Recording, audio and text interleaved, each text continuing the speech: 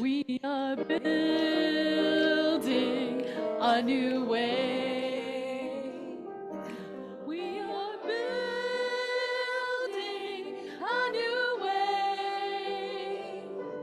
We are building a new way, feeling stronger every day. We are building a new way. We are working to be free. Woo, yeah. We are working to be free. We are working to be free. Hate and greed and jealousy. We are working to be free. Peace and freedom is our cry. Go, Steve. Peace and freedom is our cry. Peace and freedom is our cry. Without peace, our world will die. Peace and freedom is our cry. Nice. Freedom is coming. Now there are two parts to this one. And if you feel like using your hymnal, if you're a music reader, Slip will be singing one part and I will be singing the other part. So pick and choose whichever you'd like.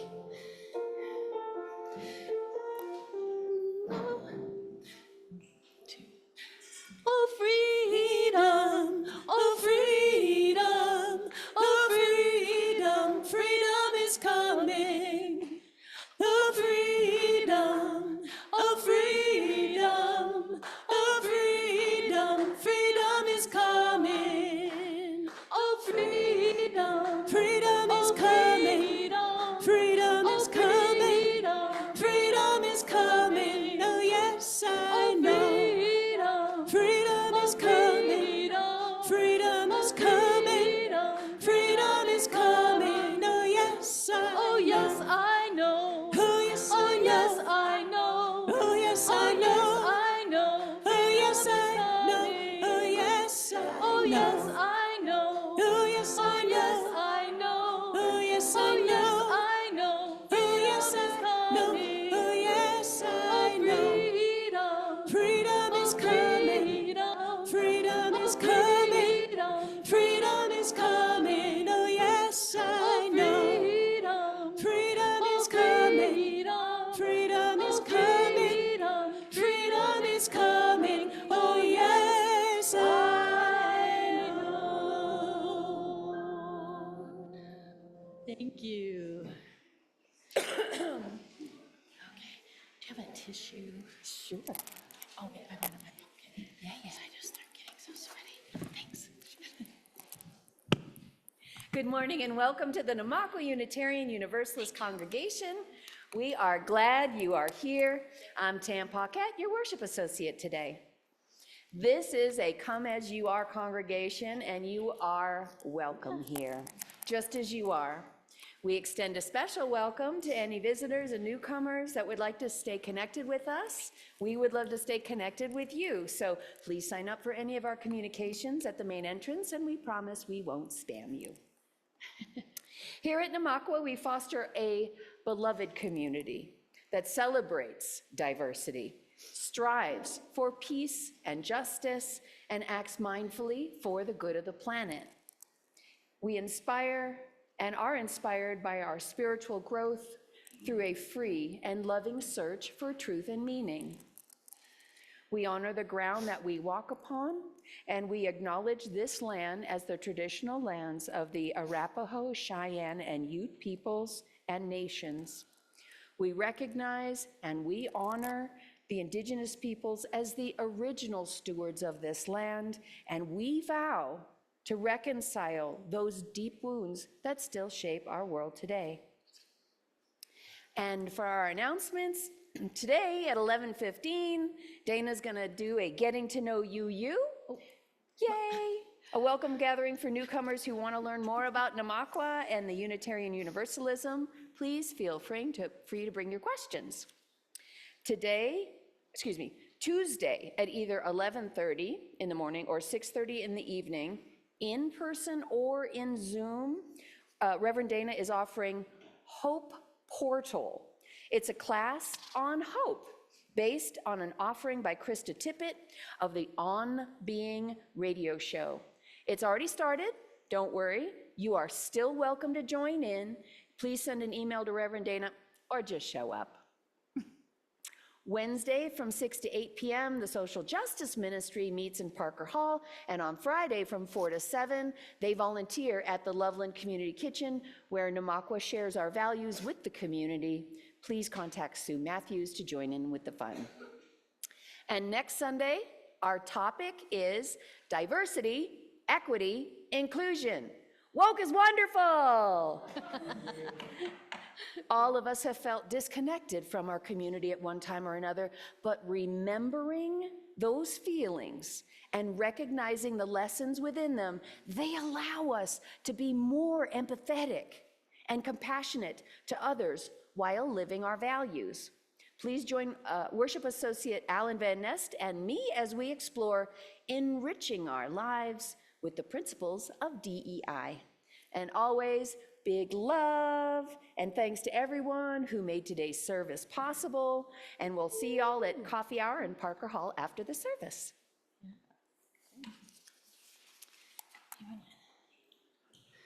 Okay, let's just set these aside.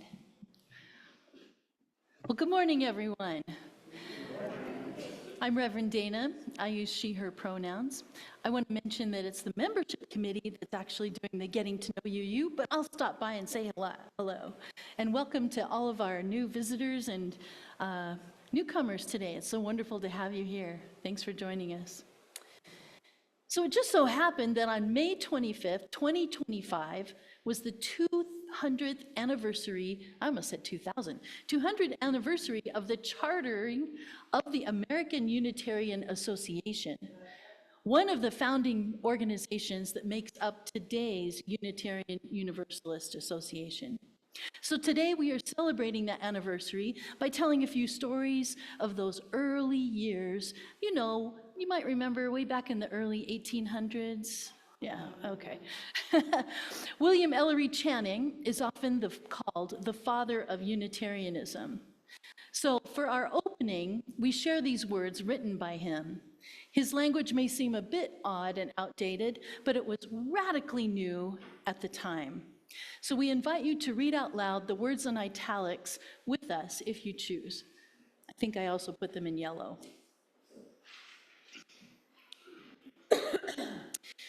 I call that mind free, which masters the senses, which recognizes its own reality and greatness, which passes life not in asking what it shall eat or drink, but in hungering, thirsting, and seeking after righteousness. I call that mind free, which jealously guards its intellectual rights and powers, which does not content itself with a passive or hereditary faith, which opens itself to light whensoever it may come, which receives new truth as an angel from heaven.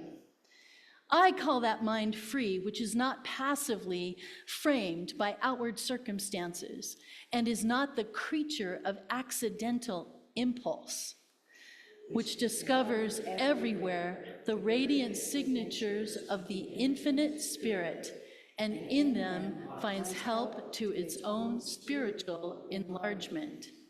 I call that mind free, which protects itself against the usurpations of society and which does not cower to human opinion, which refuses to be the slave or tool of the many or the few, and guards its empire over itself as nobler than the empire of the world. And I call that mind free, which resists the bondage of habit, which does not mechanically copy the past, nor live on its old virtues, but which listens for new and higher monitions of conscience and rejoices to pour itself forth in fresh and higher exertions.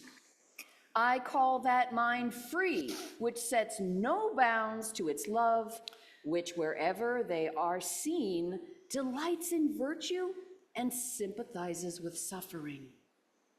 Which recognizes in all human beings the image of God and the rights of God's children, and offers itself up a willing sacrifice to the cause of humanity.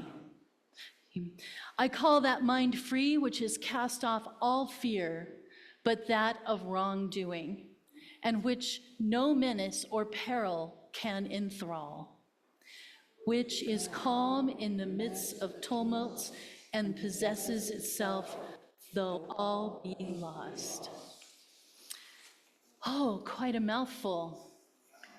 But may it all be so, and may all of us have free minds.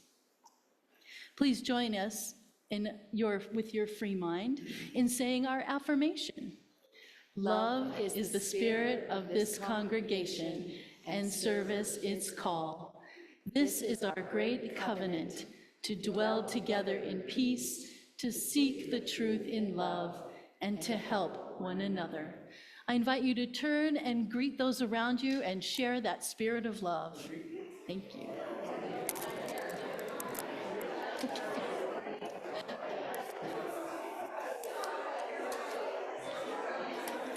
Yeah, this is probably where we should Pardon my put it. hands. No, that's And you press.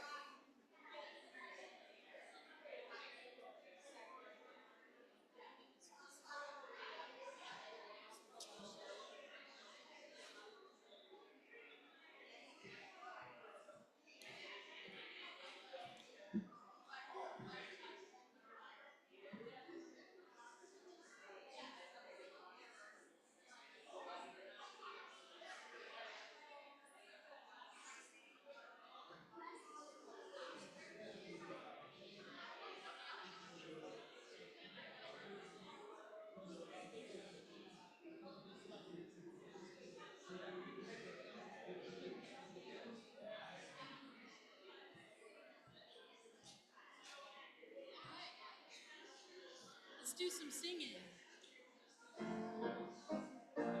Please rise as you would like.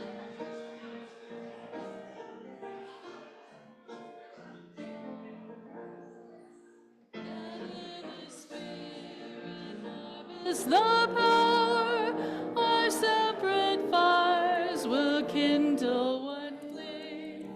Witness the mystery of this hour.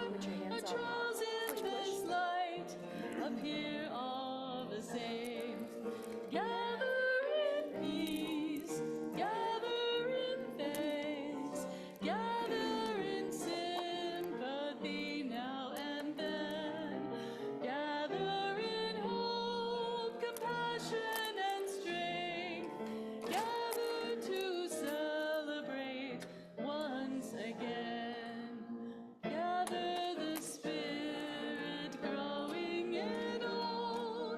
Gather the moon and fed by the sun.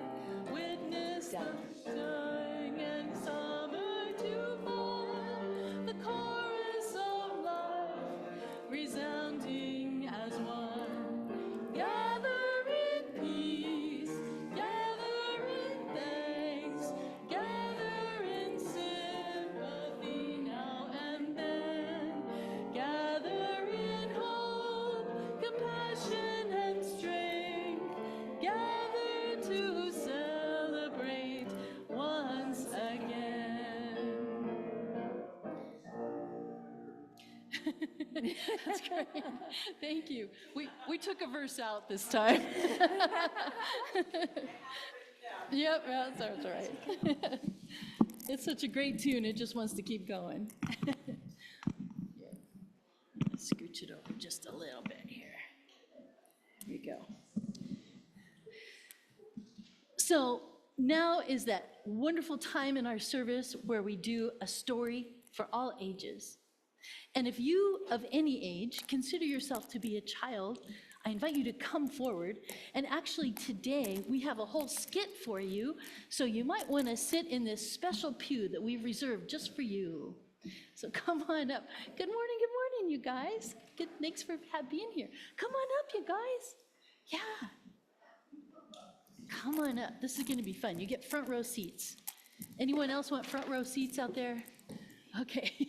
Thanks for coming up. Now we have some special actors, and as they're coming forward, I will tell you that this is a short skit. Come on up, actors. All right. This is a short skit written in honor of our 200th anniversary of the beginning of the American Unitarian Association, and this is written by Reverend Nancy MacDonald Ladd and adapted by me. I cut it down a little bit. And this one-act play is a retelling with ample artistic license of the full minutes of the historic meeting that shaped the future of the American Unitarian Association, and that meeting took place 200 years ago. Okay, so when it's your turn, be sure to get really close to the microphone. Okay.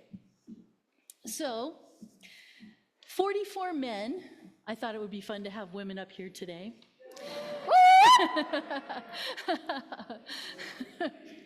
44 white men, let's be honest, probably landowners, gathered in a rather chilly room in Boston on January 27th in 1825.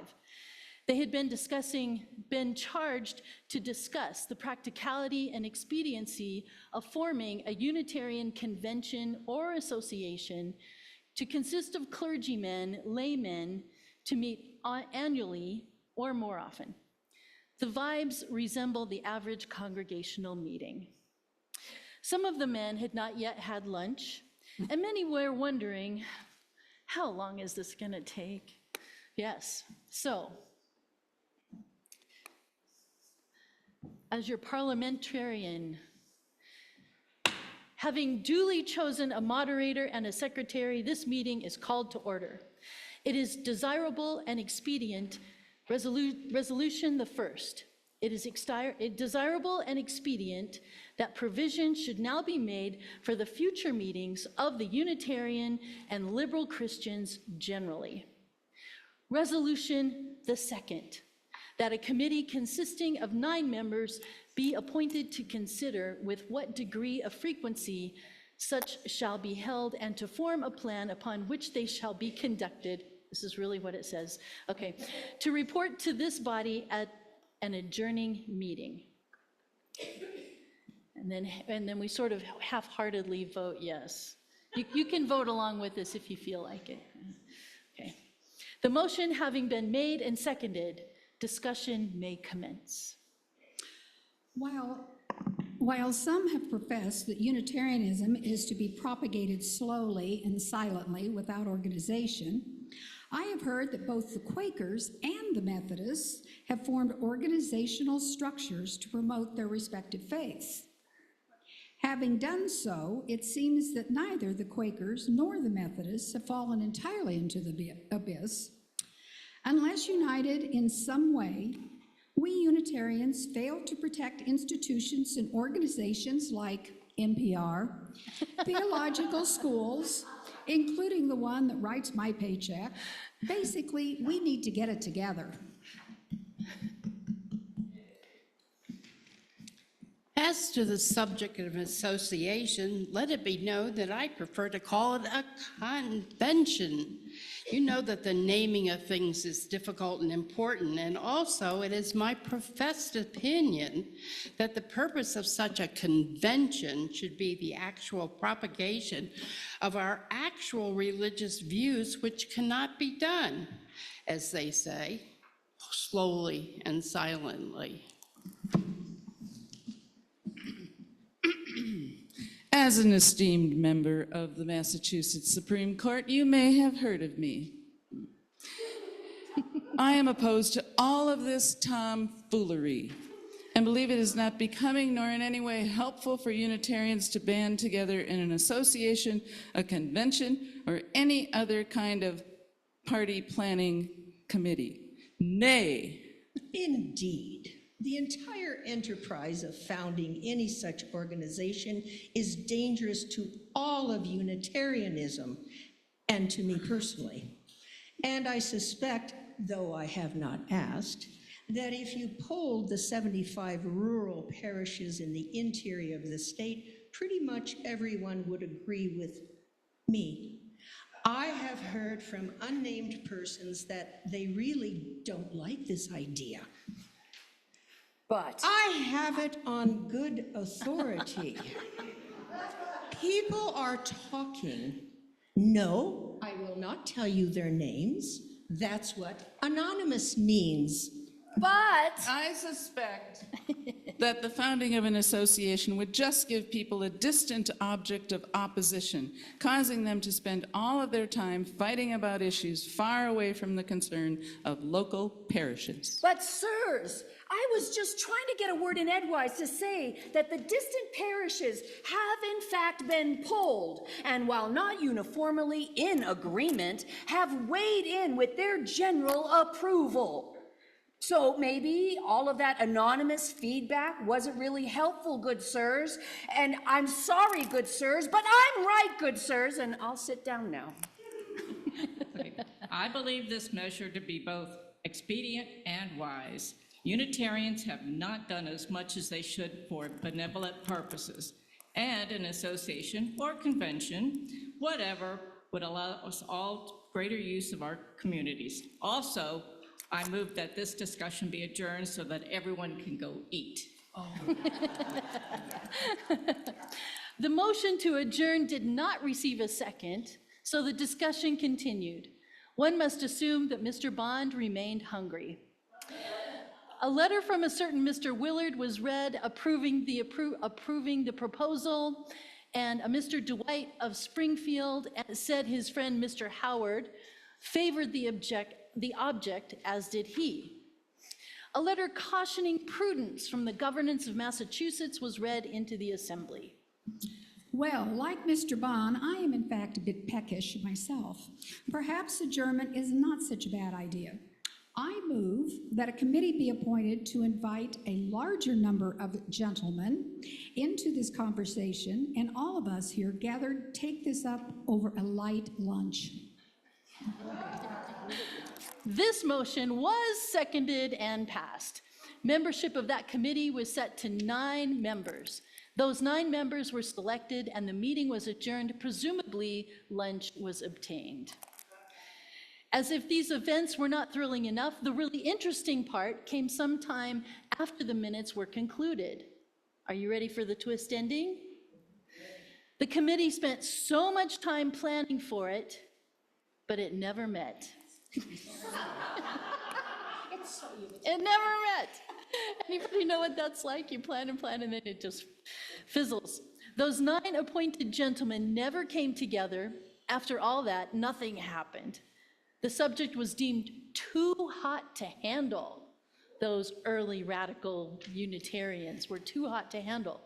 The general discord too great to be effectively resolved. And yet, 4 months later, on May 25th, 1825, an energetic group of younger ministers, led by James Walker, Henry Ware Jr., and Ezra Stiles Gannett, all of whom had been present for the historic debate, they went rogue. They arrived at an annual meeting with the liberal clergy in Boston at Channing's Church on Berry Street and personally presented their own plan for a new convention of Unitarian clergy. Met with affirmation from certain members of that body on the very next day, May 26th, 1825, they chartered the American Unitarian Association. Thank you to the young people. That is how it started. Yeah.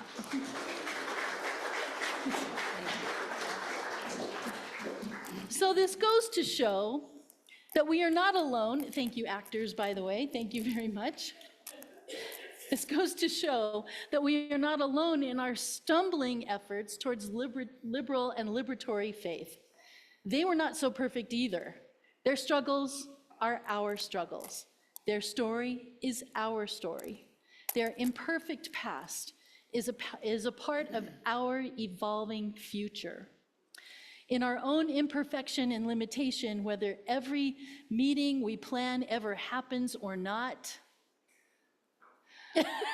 may we be worthy of both their legacy and our living tradition. May it be so. And now we're going to sing you out with a new song. So thanks for putting up with all of that big grown-up old language. But in the end, they were just too hungry. So we're singing, Now Let Us Sing. And if you want to sing the low voice part, you can. And there's also the high voice part. Okay, here we go.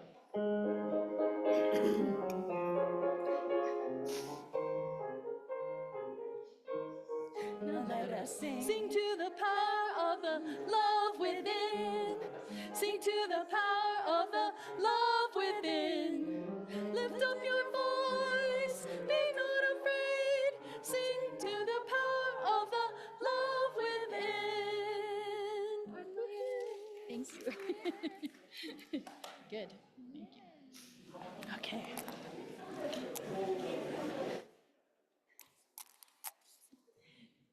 Yeah, I heard the snickering. That was good. Do you want to get something done? Definitely, put together a committee. Ooh. I couldn't resist, sorry. Okay, great. So some of you know maybe from last week that last Saturday, I was deep in the heart of the Florida Everglades, my home before I came to Colorado, standing in solidarity with my very dear friend, Betty Osceola, the environmental educator, Miccosukee tribe member, Panther Clan, and all of my social justice warrior spiritual siblings from the Everglades and all over South Florida. We stood for over 4 hours in over 100-degree heat and humidity, and we held a vigil to heal Mother Earth. We were taught by these indigenous leaders to teach each other how to be human again, connected to the planet, for our souls to remember what it was like to be soil, air, and water, and completely one with nature. Once again, we were led to understand and connect with the idea that there is no such thing as an other. We are one. And right in front of Alligator Alcatraz, with law enforcement, government vehicles, maybe some of you don't know what Alligator Alcatraz is. It's in the 60s, the Pan Am airline tried to build an airport in the middle of the Everglades because they thought it would be good for business. And the Seminole and the Miccosukee people said, oh, no, no, no, no, no. We don't want the noise. This is an environmentally sensitive area. Alcatraz, this concentration camp, they're trying to put it on the same place they tried to put the airport, and it failed the last time, and I'm saying it out loud that this thing is going to fail too. And this is for immigration, right? This is, yes, it's, yeah, for those getting snatched. Yeah. Deported. Deported, yeah. So the indigenous people once again are rising, and we are supporting their efforts. They don't want their land used for this heinous crime against humanity. So right in front of Alligator Alcatraz, with law enforcement, government vehicles, and transport buses going in and out, and the TV cameras captured 80 spiritual leaders from all over Southwest Florida, and many, many lay people that were telling their stories of how this concentration camp was harming them personally, directly. We spoke truth to power in solidarity. We also prayed for justice for the oppressed, freedom for the falsely imprisoned, and we asked the powers that be to show compassion and mercy to those facing such cruelty. This is a consummate UU tradition, peacefully partnering with prayerful intentions, expressing to Creator, and however your faith tradition leads you, and we speak to those people that are profiting from corruption and cruelty. We voiced our desire to shut down the concentration camp and stop the hurting and the harming. No matter what era we are in, this is what UUs do. We speak the truth. And there were also 2 other UU congregations that were there, not just Namaqua representing. Ralph Waldo Emerson, in July of 1838, spoke to the graduating class of Harvard's Divinity School, and he said, "Character is always known. Theft never enriches. Alms meaning like money or food or any material goods that people are given that are living in poverty. Alms never impoverish. Murder will speak out from stone walls. The least admixture of a lie, for example, the taint of vanity, the least attempt to make a good impression, a favorable appearance, will instantly vitiate the effect. But speak truth, and all of nature and all spirits will help you with unexplained furtherance. Speak the truth, and all things, alive or brute, are vouchers. And the very roots of the grass underground there do seem to stir and move to bear you witness. See again the perfection of law as it applies itself to the affections and becomes the law of society. As we are, so we associate. The good, by affinity, seek the good. The vile, by affinity, the vile. We light this chalice for the transformative power of speaking the truth, as Emerson, Channing, and Parker taught us 200 years ago.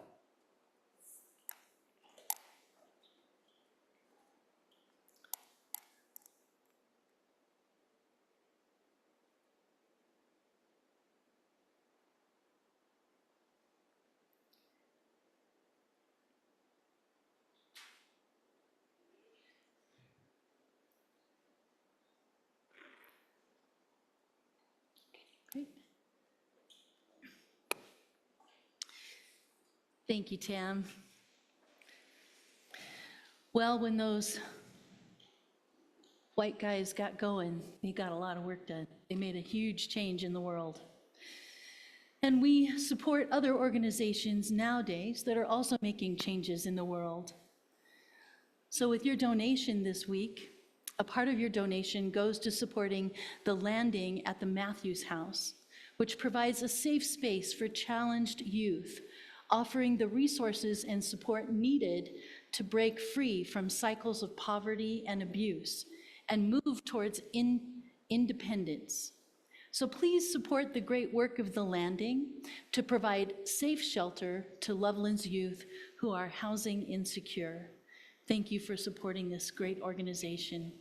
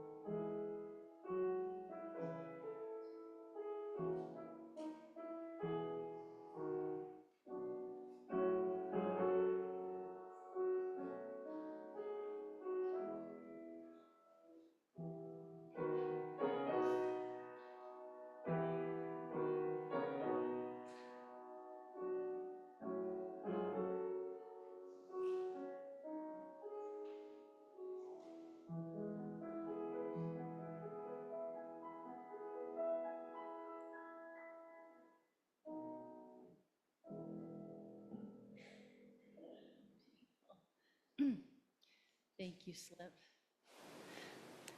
I'm not sure who wrote that. Who wrote that?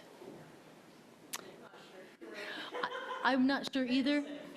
It was Mendelssohn. Okay, so Mendelssohn was probably not quite really into composing yet in 1825. Beethoven was still alive in 1825. So maybe that provides a little context. What else was happening in 1825?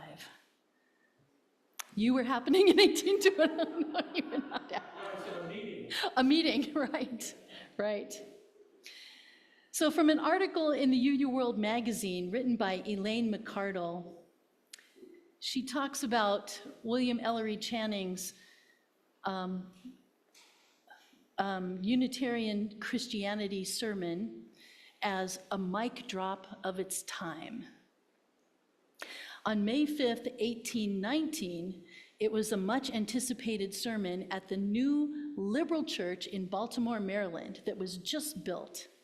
And the Reverend William Ellery Channing seized a pejorative used by New England conservatives, Unitarian, and turned it on its head.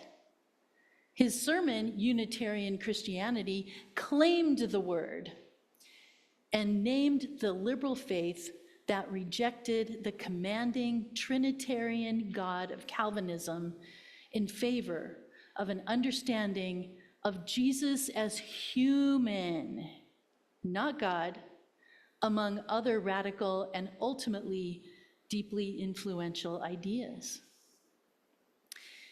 In the 90 minutes, can you imagine a 90-minute sermon? Oh my gosh. Just saying. I'm trying to stick to 9. Maybe 11. In the 90 minutes of what's commonly called the Baltimore Sermon, Channing laid out tenets of the new faith, the unity of God contrast to the idea of a Trinity, the use of reason in understanding religion and interpreting the Bible. Imagine that, reason? What a wild idea. And the use and the concept of Jesus as human rather than human and divine. A rejection of Calvinism's idea of depraved humanity, where salvation was reserved for a select few. Whew. May not be a big deal to us, but very radical in 1819 and paved the way for our thinking today. Well, the wealthy men who a year earlier had established what's now called the First Unitarian Church of Baltimore, knew exactly what they were doing when they invited Channing to preach at the ordination of their first minister, Reverend Jared Sparks. They made sure Channing's seminal message would reach as many people as possible, inviting many leading liberal clergy and arranging for the sermon to be quickly printed and disseminated around the country and in Europe. Boom! The internet of their time.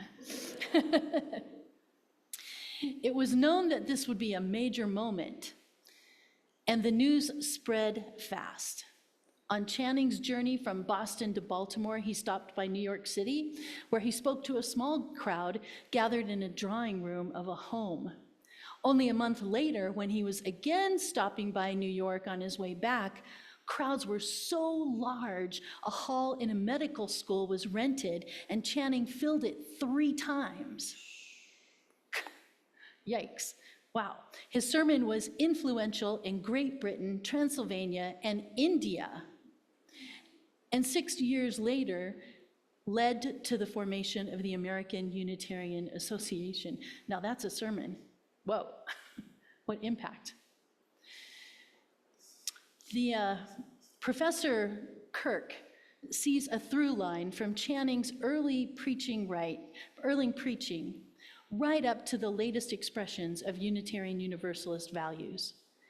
In his second most famous sermon, The Likeness of God, Channing, in 1838, argues that humans are made in the image of God, which later led him to the idea of the divine spark in each of us.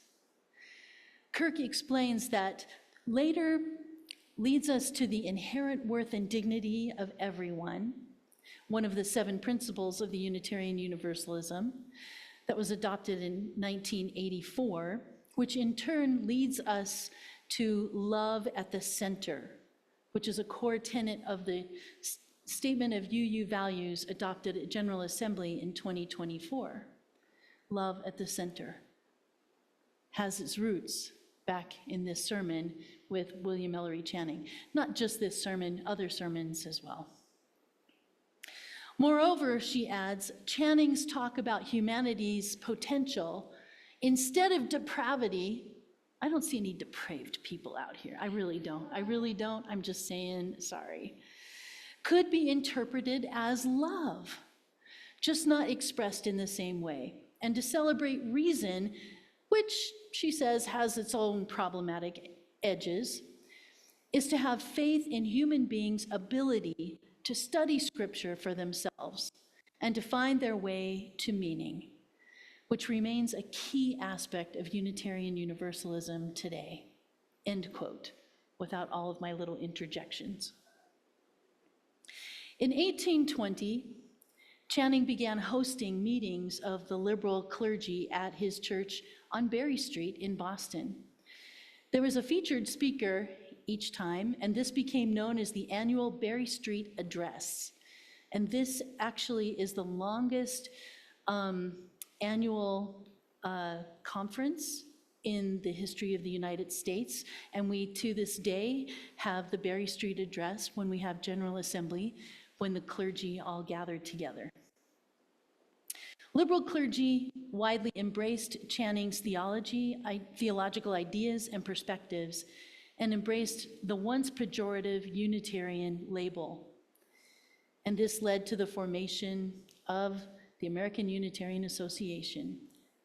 Channing's influence led him to be named the father of Unitarianism. So I just want to point out too, that statue is a statue of William Ellery Channing right across the street from Arlington Street Church, where his church moved after it was on Berry Street. So that's right at the heart of the Commons, Boston Commons, which the Unitarian Association used to own property right next to the State House. Yeah. That's why they were called the Boston Brahmins. They were the heart of the establishment, those crazy Unitarians. Anyhow, thinking of who we are today, I would like to invite you to turn and share with someone, if you feel comfortable, a few thoughts about a time when you lived your Unitarian Universalist values, and what those are for you, what is most important for you, and how they show up in your life. And how did it make you feel? And how did it make a difference? And for those of you on Zoom, feel free to post your comments in the chat.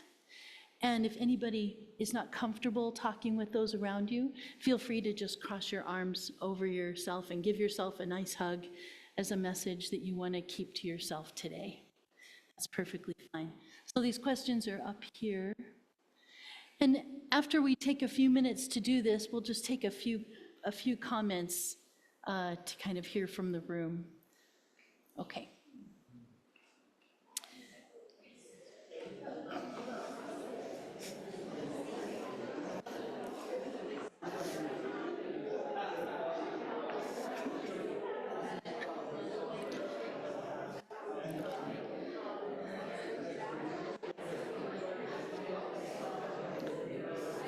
I see you.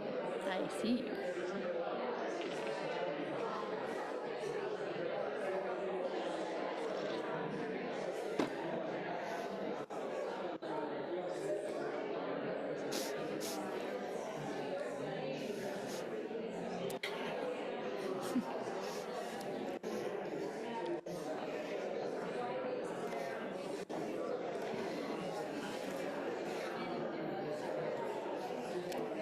So no gremlins. Oops, my mic is still on.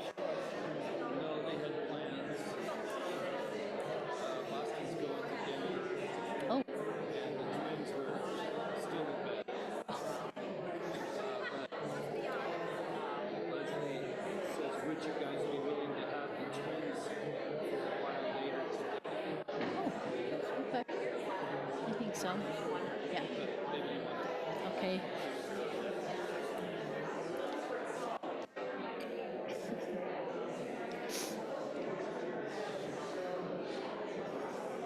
Good.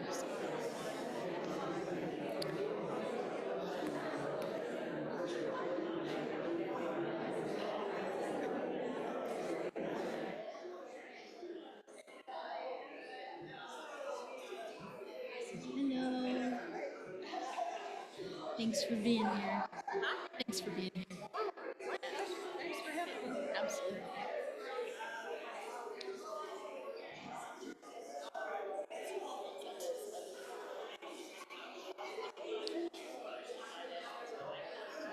And if the other person hasn't had a chance to talk, you might want to switch.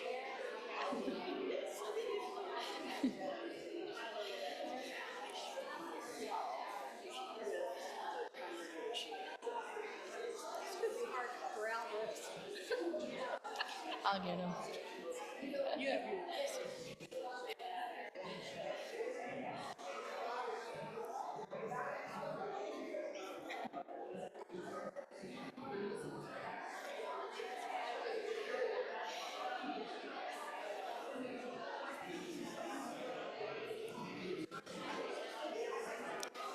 Okay, my friends, before this actually turns into coffee hour and we just skip the rest of the service, I invite us to gather together, and I'll bring a microphone around. I'm using mic number 2. This is mic number 2. Check, check. It's okay, Tam, we're good. Thanks. Check, check. Okay. Ooh, a hot mic. So, does anyone have a few thoughts, a couple comments that we'd like to share, and see if there were also a few comments put in the chat, perhaps? Okay, Mickey, you want to start? No chat. Okay, all right. And anybody else want to report? Tam, briefly? I just learned something new about Els. I've known you for 3 years, and I've always thought you were amazing, and this just goes even deeper.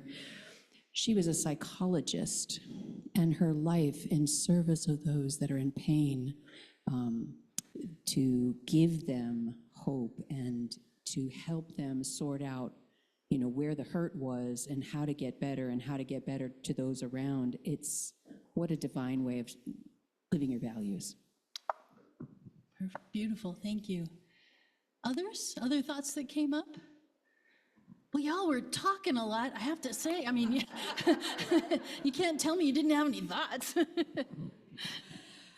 Well, I want to point out something that Irene shared with me, that she had a lot of really good example in her family, that her father mostly portrayed, that, you know, they recycled and were kind and cherished the earth.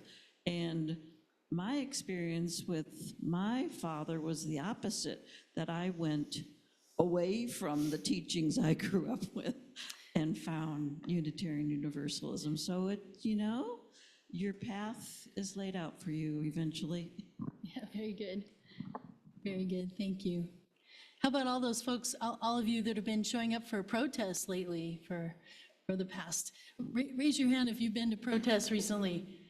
Yep. Bill, did you have something? Protesting. That's okay. Go ahead. I grew up in Concord, Massachusetts, Yeah. and which is sort of the heart of a lot of what we're talking about. And it was great. I could not repeat it. But it was a great place, great people, very patriotic, as you can imagine. And I was very fortunate to have my parents grow up there. Yeah, wow. All right. A native Concordian. Very good. Any other last thoughts? Okay. Well, for all of the comments that have not been shared, but all of the ways each and every one of you live your values and make a difference in the world. We hold each and every one of you with love and gratitude. Even if you don't want to admit you make a difference, I know you do, each and every day, and the world would be less without you in it. So thank you, and thank you for being here. And on that note, I invite us to sing together, Spirit of Life. We can stay seated. Thank you.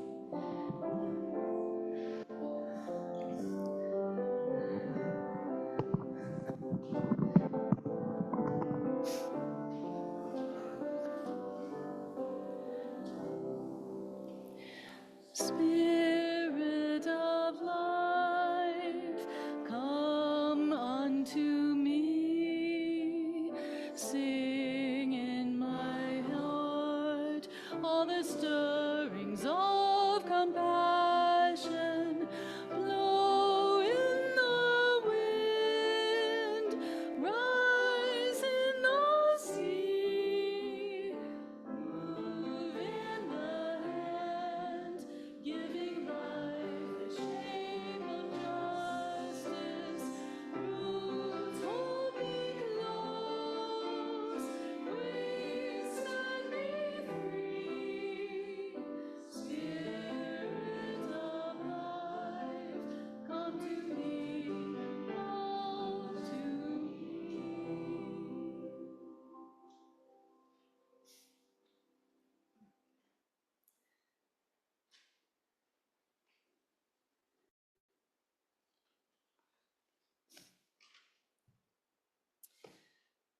You know, the lyrics for Spirit of Life are so Emerson.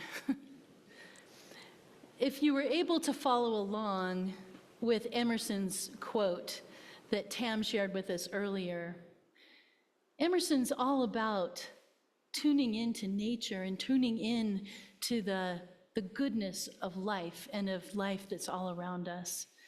So sing in my heart all the stirrings of compassion. Blow in the wind, rise in the sea. This is all Emerson, transcendentalism. Back in the early 1800s, Harvard Divinity School at Harvard University was a liberal seminary that became Unitarian after the American Unitarian Association was formed. And it is still a liberal seminary today with mostly Unitarian Universalists attending. Ralph Waldo Emerson graduated from Harvard in 1835 and became a Unitarian minister only 10 years after Unitarianism officially began in the United States.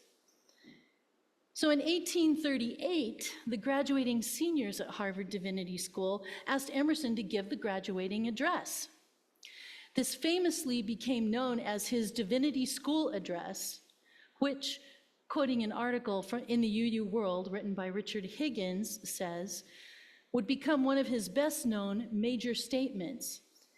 In it, he rejected the notion of a personal God. So he's taken Channing's notions even further, rejecting the notion of a personal God altogether, and lashed the church for suffocating the soul.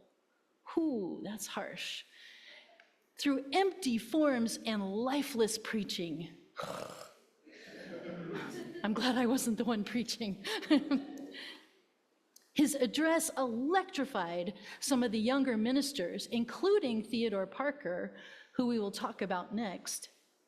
But it horrified the faculty and the leading Unitarian clergy, end quote.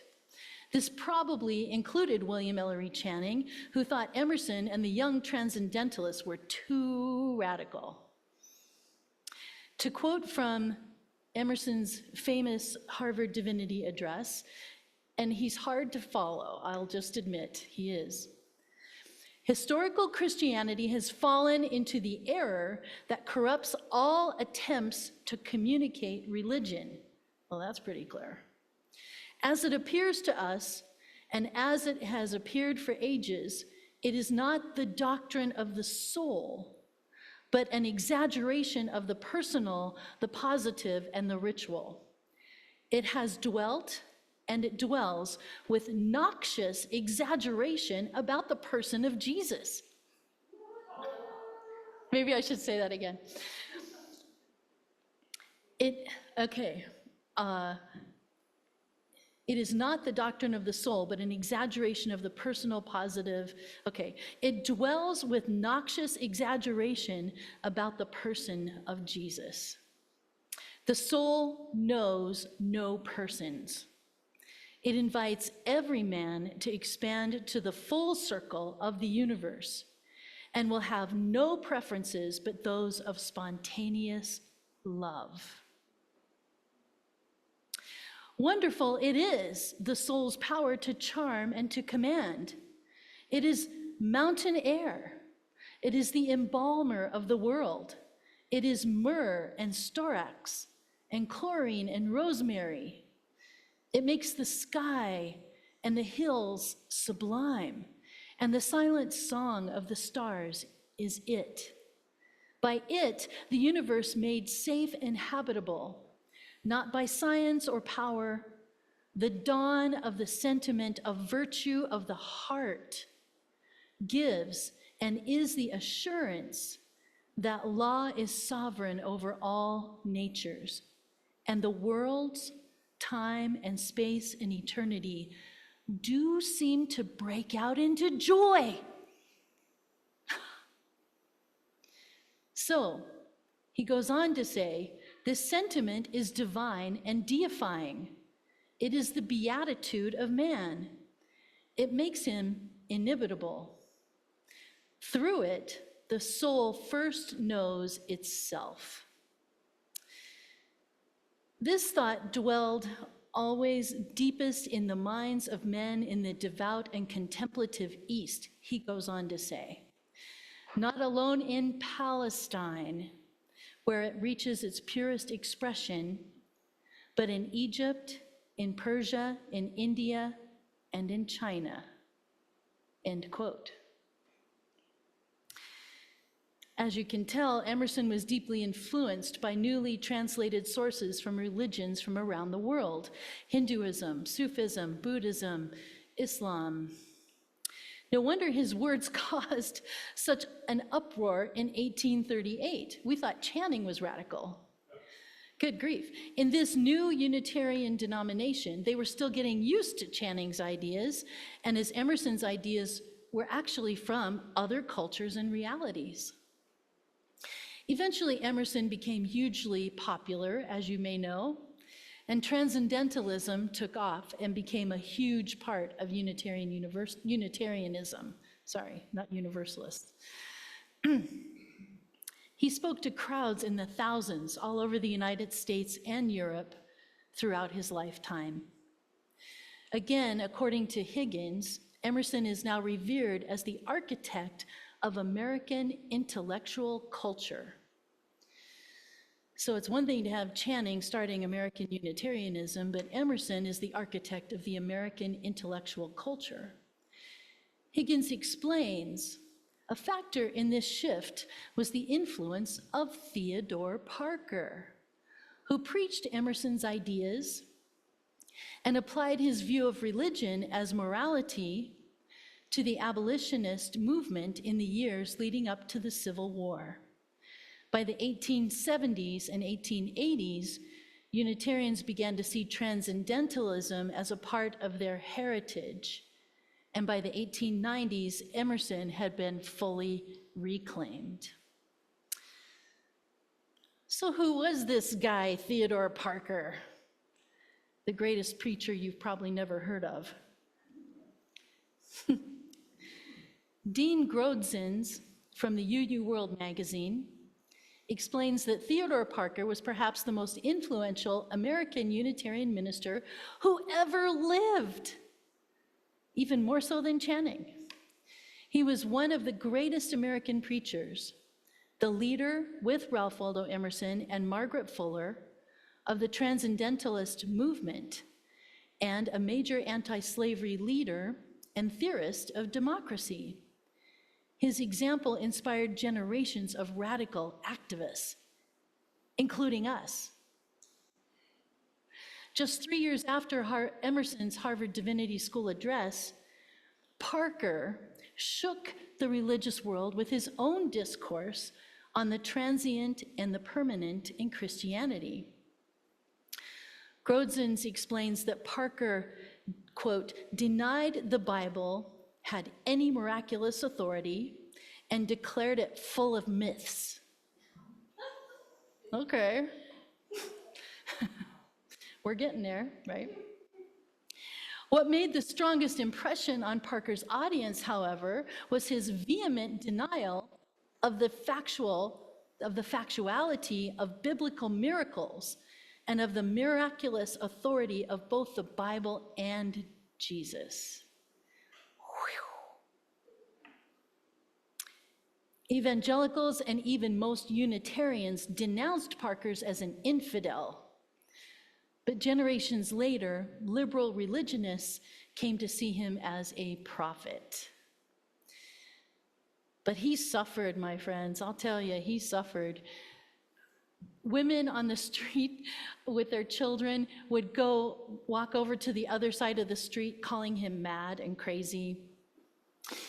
Of course, they did that with Emerson too, but he was so isolated from all the other clergy that were part of Unitarianism that he had to preach his own installment sermon. So when you have an installation, you have a guest preacher come in. He had to preach his own. And yet he was wildly popular. Thousands came to hear him every Sunday. In fact, they had to move from this big hall to the Boston Music Hall just to hear him speak every Sunday. He was one of the first American clergymen to endorse women's suffrage and the first to refer to God as both mother and father. Yeah. He became the intellectual leader of the anti-slavery movement, opposing the pro-slavery Mexican War. I didn't know the Mexican War was pro-slavery. Anyhow, I'll have to look that up some more. It's news to me. And took charge of the Boston movement to rescue fugitive slaves. End quote. Even though he was rejected by the establishment, he was Abraham Lincoln's favorite preacher. And Parker's words found their way into the Gettysburg Address. Parker often said that democracy was governed by all the people, government of all the people, by all the people, for all the people. And Lincoln used this quote without attribution, I might add, but left out the key word, all. Another quote that Dr. Martin Luther King Jr. paraphrased, again without attribution, is, "The arc of the moral universe is long, but it bends towards justice." The full quote from Theodore Parker is, "I do not pretend to understand the moral universe. The arc is a long one. My eye reaches but a little ways. I cannot calculate the curve and complete the figure by the experience of sight. I can divine it by its conscience. And from what I see, I am sure it bends towards justice." Which I might add, Obama had that on the carpet, well, the Martin Luther King paraphrased version, on his carpet in the Oval Office when he was president. Yeah. So you can imagine I could go on and on, which I'm going to skip the next two paragraphs because I could go on and on. But he was very popular with the leaders, with the Bostonian and New England leaders of the time, except the ones that didn't like him. So the quote continues, Parker saw slavery as the greatest obstacle to achieving industrial democracy. He had a whole definition of industrial democracy that was really great. It doesn't sound so great to me now, 200 years later, but he saw slavery as the biggest problem. So Parker served as the abolitionist minister at large to fugitive slaves in Boston. He chaired the executive committee of the Vigilance Committee, the principal Boston organization providing fugitives with material aid, legal assistance, and help in eluding capture. He provided refuge for former slaves in his house and helped organize and run the Underground Railroad and helped to finance and arm John Brown's failed attempt to start a slave insurrection in Virginia. Apparently, as I've been taught, he slept with a pistol under his pillow and kept it in the pulpit in case the ICE agents of their time came to take people away. Not that we're going to do that here. Parker's health began to fail in 1857 from tuberculosis. And as a side note, his entire family had died from tuberculosis. His mother, his father, 10 siblings. Yeah, when he was a child. Amazing the suffering these people went through. Anyhow, he went to Florence, Italy looking for a cure, and he died in Florence, Italy in 1860. So he never got to see the fruit of his work with the end of slavery. However, many younger Unitarian ministers admired him for his assault on traditional theology, his fight for a free faith and a free pulpit, and his example of public engagement. And when they took over the leadership of the Unitarianism in the late 19th century, they made Parker a canonical figure, the model of a prophetic minister in the American Unitarian tradition, one that affects us today. So each time one of these Unitarian prophets shared their radical ideas, we moved farther and farther away from traditional Christianity and closer to a faith tradition that allows and encourages each person to find their own spiritual path with or without deities, whatever works for you. And the central focus again and again becomes the healing and transformational power of truth, love, compassion and caring, and the pursuit of justice and equity. Their teachings are woven into every one of our shared values, with a call to live with love at the center of ourselves and our community, for this is who we are. And we continue to bend that arc of the moral universe towards justice, even if we're getting a whole lot of resistance. We bend it again and again and yet again towards justice. So may we continue to follow in their footsteps, and we continue to live their legacy, and make it so, my friends. Amen. Thank you.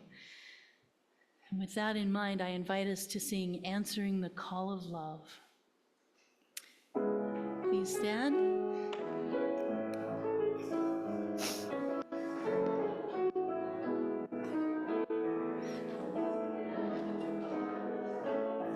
The promise of the Spirit, faith, hope, and love abide, and so every soul is blessed and made whole. The truth in our hearts is our guide. We are standing on this call of love. Sorry. Hands joined together as hearts beat as one, emboldened by faith, we dare to proclaim we are answering the call of love. Sometimes we build a barrier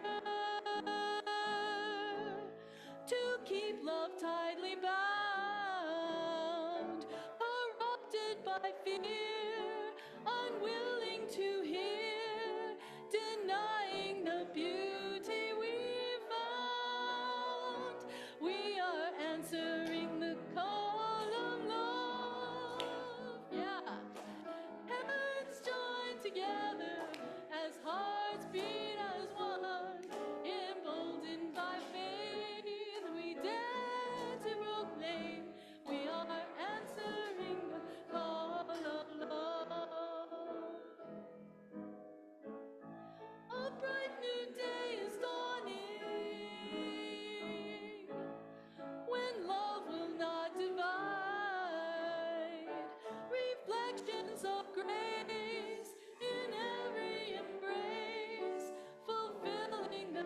reach out to those around you if you feel comfortable.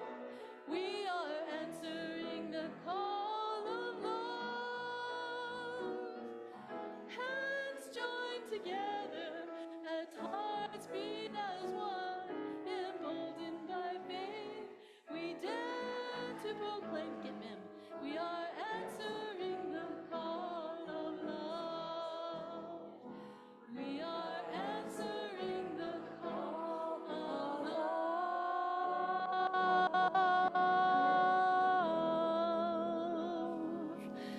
Thank you. And you may continue connecting with each other. You may continue connecting with each other in whatever way is comfortable for you. As I share these closing words, a brief poem by our dear friend, Ralph Waldo Emerson. Write it on your heart that every day is the best day in the year. He is rich who owns the day, and no one owns the day who allows it to be invaded with fret and anxiety. Finish every day and be done with it. You have done what you could. Some blunders and absurdities no doubt crept in. Forget them as soon as you can. Tomorrow is a new day. Begin it well and serenely, with too high a spirit to be cumbered with your old nonsense. Yeah. This day is too dear, with its hopes and invitations, to waste a moment on the yesterdays. May it be so. Amen.